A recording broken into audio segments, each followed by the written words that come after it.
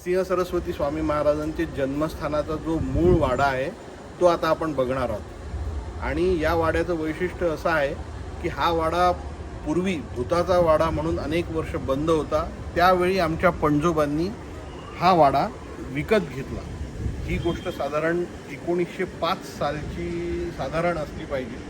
माझ्या पणजोबांनी विकत घेतल्यावर सुद्धा हा भूताचा वाडा म्हणून बंद स्थितीतच होता। 1905 साली ज्यावेळेला वासुदेवानंद सरस्वती नरसिंह सरस्वती स्वामी महाराजांचे जन्मस्थानाच्या शोधात विदर्भात आले होते। पवनी येथे त्यांचे चातुर्मास होता व त्यानंतर ते कारंजा इथे आले। कारंजातील काही वृद्ध मंडळींनी त्यांना सांगितले की इथे जन्मस्थान तर नाही पण एक भूताचा वाडा आहे। नरसिंह सरस्वतींशी तसा काही संपर्क आहे असा कुठलाही उल्लेख इथे नव्हता। पण भूताचा वाडा म्हटल्यावर वासुदेवानंद सरस्वती स्वामी महाराज स्वतः आले व त्यांनी या ठिकाणी एक दिवस मुक्काम करून मग आपल्याला सांगितलं की या ठिकाणी साक्षात नरसिंह सरस्वतींचा जन्म झालेला आहे याचं। व त्यानंतर त्यांचे शिष्य ब्रह्मानंद सरस्वती स्वामी महाराज आपल्या भक्तांसहित इथे आले। मंदिराची स्थापना साधारण 1934 साली झाली। तोपर्यंत एवढे मोठे स्थळ हे अज्ञातच होते। वासुदेवानंद सरस्वती म्हणजे ज्यांना आपण टेंबे स्वामी महाराज म्हणतो त्यांच्या खऱ्या प्रयत्नांनी हा वाडा ची वास्तू आपल्याला सगळ्यांना ज्ञात झाली।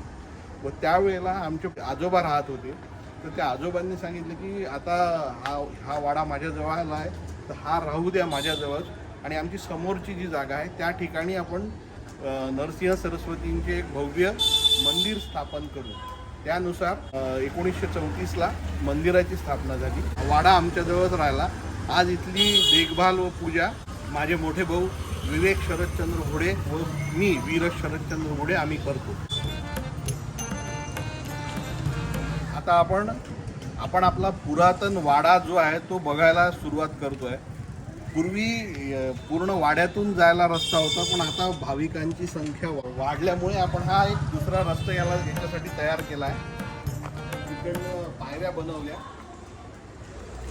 आणि आज सगळे लोक इकडनं दर्शनाला जाऊ शकतात।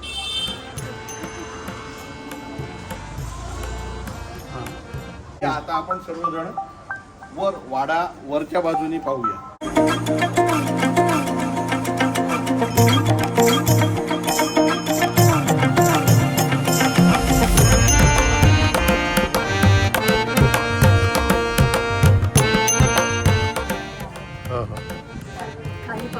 हो हो पुढे घेते पुढे काका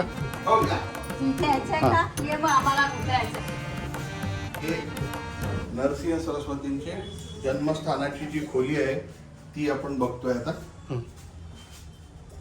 पूर्ण वर माळवत आहे। हो पूर्ण माळवत आहे। खाली अजूनही आपण जसंच्या तसं ठेवलेलं आहे सारवलेली जागा म्हणजे जेणेकरून आपल्याला जुन्या वाड्याचं लक्षात येईल यासाठी आपण हे तसंच ठेवलेलं आहे अजूनही।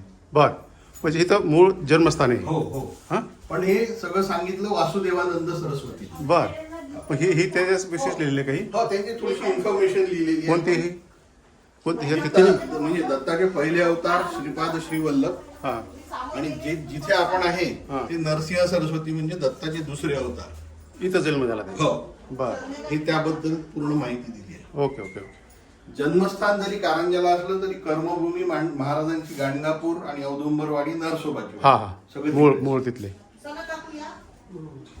आता इथून कुठं जायचं? आतल्या बाजूला वाड्याच्या आतल्या बाजूला हां जी गंधाची भिंत आहे। कशाची? गंधाची भिंत। बर म्हणजे काय जरा विस्तार? वासुदेवानंद सरस्वतींच्या त्याच्या म्हणजे याच्यात उल्लेख आहे की महाराज जेव्हा इथून गेले तेव्हा त्यांच्या आईला दर्शन द्यायचे तर ती ही भिंत आहे। पूर्वी याचं स्वरूप गंधाची भिंत म्हणून होतं। आता हे आम्ही थोडस पादुका वगैरे बसून फोटो लोकांच्या लक्षात येणे म्हणजे आधी भिंती व्यवस्थित होता। हो हो